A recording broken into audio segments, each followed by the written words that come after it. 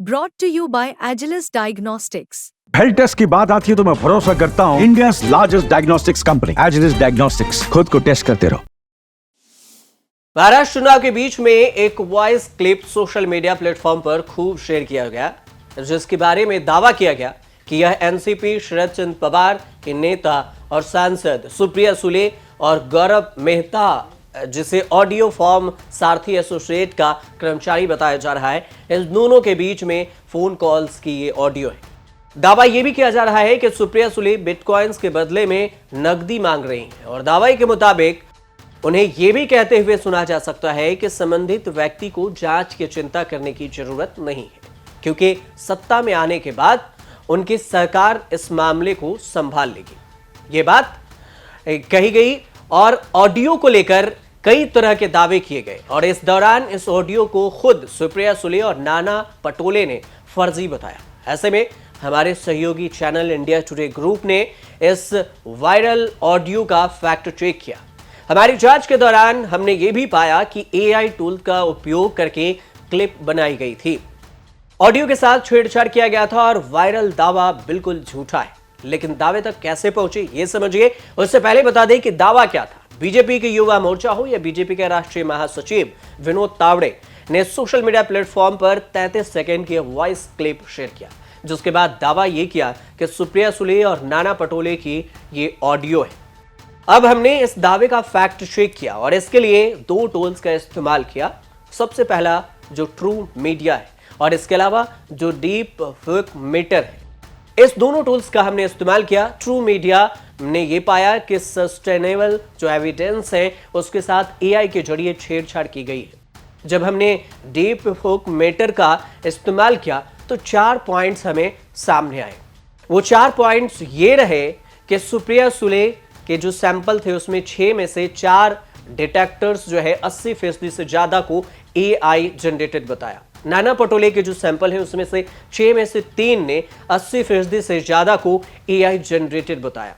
अमिताभ गुप्ता के जो सैंपल है उसमें से 6 में से 4 ने 80% से ज्यादा हिस्से को एआई जनरेटेड बताया और गौरव मेहता के भी सैंपल थे, उसमें 6 में से 4 ने 80% से ज्यादा हिस्से को एआई जनरेटेड ऑडियो बताया। कुल मिलाकर निष्कर्ष क्या निकला? निष्कर्ष ये निकला कि एनसीपी शरद चंद्र पवार की जो सांसद सुप्रिया सुले हैं, उनके द्वारा बिटकॉइंस के बदले में नकदी मांगने का वायरल ऑडियो क्लिप एआई द्वारा जनरेटेड किया गया। वायरल दावा झूठा है, जिसमें वो बताए गए कि ऑडियो असली है। आपको ये बता दें कि 19 नवंबर को महाराष्ट्र के में मतदान के एक दिन के पहले 20 नवंबर को मतदान था और 19 नवंबर को एक नोट्स दिखाई दिया। बीजेपी ने आरोप लगाया कि सुप्रिया सुले और कांग्रेस की नाना पटोले क्रिप्टो करेंसी धोखाधड़ी से जुड़े हैं। हालांकि सुले ने आरोपों का खंडन किया और भारत के चुनाव आयोग एसीआई से साइबर अपराध विभाग में आपराधिक शिकायत भी दर्ज कराई। सुप्रिया सुले ने बताया कि ये क्लिप झूठी है। उन्होंने ये जानकारी भी दी कि उन्होंने इन क्लिप के खिलाफ साइबर सेल में भी कंप्लेंट किया है। सुप्रिया सुले का बयान सुनिए। एक खोटी ऑडिओ क्लिप माझ्या आवाजातली त्याच्यात आहे, त्याची मी सायबर क्राईमला कालच कंप्लेंट दिली आहे। तुम्हाला ती कंप्लेंटची कॉपी मिळाली आहे का?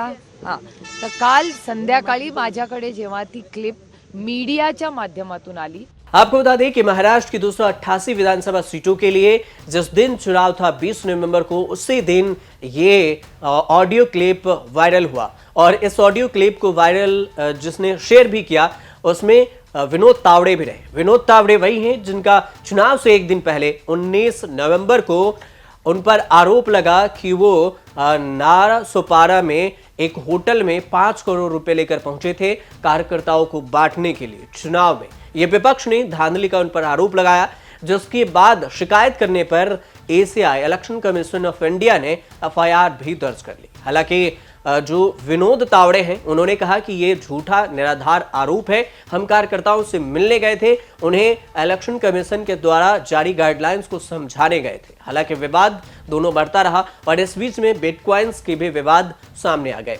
कुल मिलाकर देखें तो दो विवाद चुनाव के 24 से 48 घंटे के अंदर विवाद शुरू हुआ और विवाद की कहानी भी सामने आई।